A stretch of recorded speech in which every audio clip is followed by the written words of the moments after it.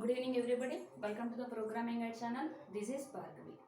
Today in this video we are going to discuss about the deadlock detection scheme. That means how to detect the deadlock. Already we have discussed about the deadlock handling methods and deadlock avoidance. That means how to handle a deadlock. That means deadlock will not occur if you follow some conditions. That is deadlock handling methods. Deadlock avoidance. If you have prior information of the maximum resources needed by a process, we can avoid the deadlock with the help of the Banker's algorithm. Now in this session, we are going to discuss about the deadlock detection. Nothing but what? Already we have taken conditions and we avoid the deadlock, but deadlock is already occurred. So if the deadlock is occurred, what we have to do? We have to detect the deadlock where it is occurred. That means in which process we have a deadlock. That means consider two cars are there, car 1, car 2. We have a deadlock if they are coming in same direction. That means one car coming in direction, one car coming in direction. So we get a crash over there. So if you compromise any one of the car, so we can avoid that means we can detect the deadlock. So in order to recovery from the deadlock, first we have to find where the deadlock is occurred, where the problem is there, where the process are having a deadlock situation, we have to find out. So in order to find out the deadlock where it is occurred, that means between which processes the deadlock is there, we have to find out with the help of the wait for graph technique. So before wait for graph, we have a resource allocation graph. So resource allocation graph is nothing but what process is having how many number of resources and it is requesting for other resources. That means a process is having some resources and requesting for some other resources can be represented diagrammatically in resource allocation graph. So shortly we can call it as RAS, resource allocation graph. Now processes are represented by circle and resources are represented by rectangle. Right? Now if a process, we have two kinds of edges, one is this, another is this.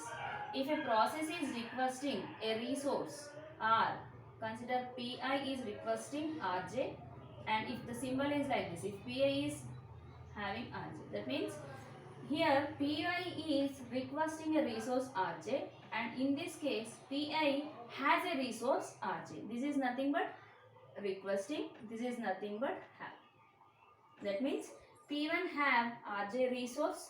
Here P1 is requesting for resource Rj. Now in this diagram, consider first process P1. So process P1 is having reverse arrow, nothing but having. Process P1 having a resource R2 and process P1 is requesting a resource R1. Next process P2. Process P2 reverse arrow having resource R1 and requesting for R5. Next process P3. So here process P3. Process P3 is having resource R4 and requesting for R5. And process P2 also requesting R4. Process P2 also requesting R3. Next process P4 having the resource R5 and it is requesting the resource R. And last process P5 is having the resource R3. Now in this diagram, so it is looking like a complicated. So which process is requesting which resources and which is depending upon one process is depending upon other processes to release the resources. So if you have in this diagram, we cannot get the correct idea. So what we do? We design a wait for graph for the resource allocation graph given. So if the wait for graph contains only processes, not resources, and dependency between the processes. Consider we have, I am writing only processes P2, process P3, next process P4, next process P5, next we have process P1. That means there are 5 processes, right? Now process P1 is having the resource R2 and requesting a resource R1. That means process P1 is having resource R2 and requesting for R1. But R1 is already allocated to which process? P2 process allocated R2. Sorry, R1 is allocated to process P2.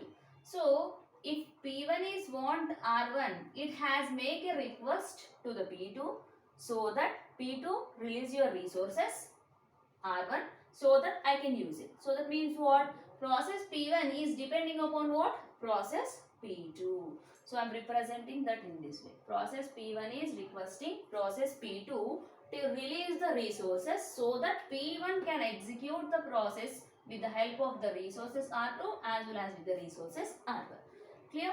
Now process P2 is having resource R1 and requesting for R2 and requesting R3 and requesting R4. Right?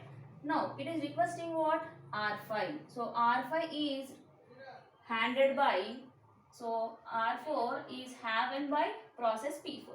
Next here R4 is have to resource P3. Sorry, process P3. And resource R3 already given to process P5.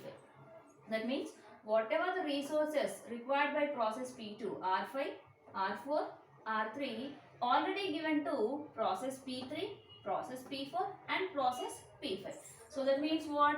Process P2 is depending upon process P4, process P3 as well as process P5. If all these three releases their resources, process P2 will be executed. Clear? Now come for the process P3. Process P3 have the resource R4 and requesting for the resource R5, which is handed over by the process P4. So process P3 want resource R4, but these resources are having by process P4. So process P3 is requesting process P4. Now process P4. Process P4 already had the resources R5, but it is requesting the resource what? R2. So these resource R2 having by what? Process P1. So process P4 is requesting process P1 to release the resources. Clear? Now for the process P5. P5 already having the resource R3, but it is not requesting any resources. So it can complete its execution. Now in this diagram we have a cycle between process P1, P2, P3 and P4. Now deadlock is occurred here.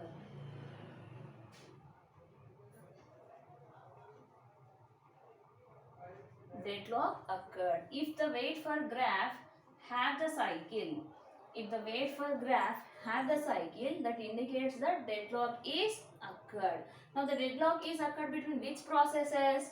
Process P1, P2, P3 and P4. P5 is having some resources. Happily it can execute its task and given the resources for the process P2. Up to here no problem. But what we are finding? We are finding a circuit. So to execute process P1, it need resources of process P2. But process P2 want to execute its task but have the resources of P3 and have the resources of process P4. But what is happening? P4, it is requesting P4, but what P4 is saying? I don't have full of resources. If process P1 will give resources, I will complete my task, then I will give. Process P3 also saying that I have some resources, I will give, but I want some of the resources of process P4. If the process P4 gives the resources, process P3 will complete the task. If both of these processes will complete the task, then only process 2 will complete. If the process 2 will complete, then only process 1 will be complete. That means the deadlock is occurred between processes P1, processes P2, processes P3 and processes P4. Now in this technique we call it as a wait for graph.